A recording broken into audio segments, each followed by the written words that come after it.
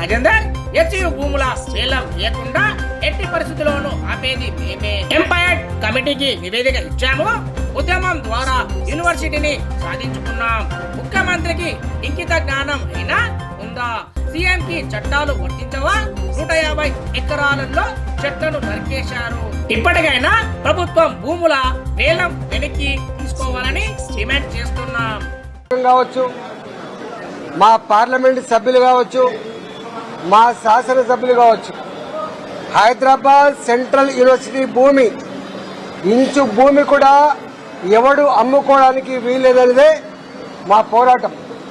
ఇలా హైదరాబాద్ విశ్వవిద్యాలయ విద్యార్థులు కావచ్చు, అధికారులు కావచ్చు, ఏ పోరాటం మీద చేస్తున్నారో ఆ పోరాటానికి కేవలం సంఘీభావం మాత్రమే కాదు, దాన్ని ఆపగలిగే శక్తి సత్తా మాకు మాత్రమే ఉంటది. తప్పకుండా దాన్ని ఆపి తీరుతామని చెప్పి తెలుస్తా ఉన్నాం.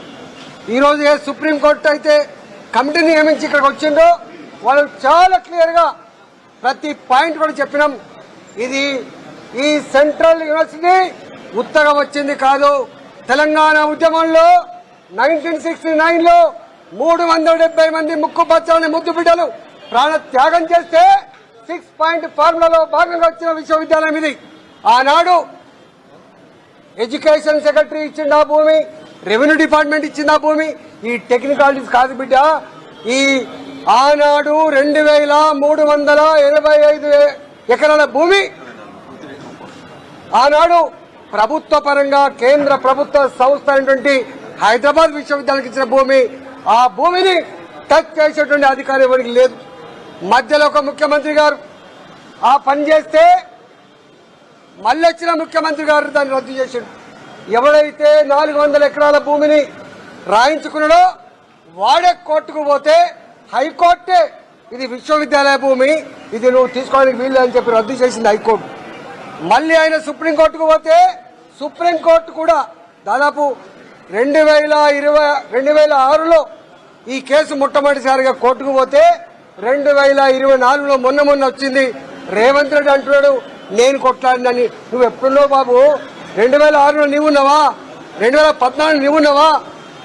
ఎవరు ముఖ్యమంత్రులున్నా ఎవరు పట్టించుకోకపోయినప్పటికీ సుప్రీంకోర్టే ఇది అన్యాయం అని చెప్పి ఆ భూములు ఇవాళ విశ్వవిద్యాలయ భూములు అని చెప్పిన తర్వాత దాన్ని అడ్డంగా అమ్ముకునే ప్రయత్నం చేస్తా ఉన్నా. నేను అడుగుతా ఉన్నా, ఇక్కడున్న ముఖ్యమంత్రికి కనీస జ్ఞానం ఉందా అని చెప్పి అడుగుతా ఉన్నా. ఆనాటి ఆంధ్రప్రదేశ్ రాష్ట్రం వాటా చట్టం తెచ్చింది, వాటర్ ట్రీ ల్యాండ్ యాక్ట్ తెచ్చింది. ఇవాళ ప్రైవేటు వ్యక్తులు తన ఇంటి వద్ద ఒక చెట్టు కొట్టుకుంటే కూడా పర్మిషన్ తీసుకోవాలి. కానీ మరి నువ్వు 400 ఎకరాలలో కొన్ని వందల జింకలుండగా, కొన్ని వేల నెమలుండగా, అనేక రకాల పక్షులుండగా, అనేక రకాల మెడిసినల్ ప్లాంట్స్ ఉండగా ఎవడబ్బా జాగిరని చెప్పి చట్టం నీకు వర్తించదా? చట్టాన్ని నువ్వు ఎట్లా ఉల్లంఘిస్తావు? ఏ చట్టాన్ని అయితే ప్రభుత్వం చేసిందో అదే చట్టాన్ని ఉల్లంఘించి 100 డోజర్లు పెట్టి 100 మంది పోలీసులను పెట్టి విశ్వవిద్యాలయ విద్యార్థుల రక్తాన్ని కళ్ళ చూసి ఇవాళ 150 ఎకరాల్ని ఇవాళ కొట్టేసి ఇలా 100 జింకలు చచ్చిపోయినాయి.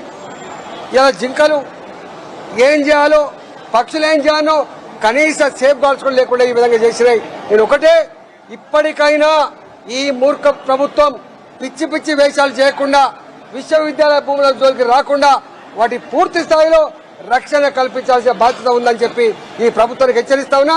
లేకపోతే మీ అంతు చూసేంత వరకు భారతీయ జనతా పార్టీ వెనుకాడని చెప్పి కేవలం విద్యార్థులు మాత్రమే కాదు, రేపటి నుంచి భారతీయ జనతా పార్టీ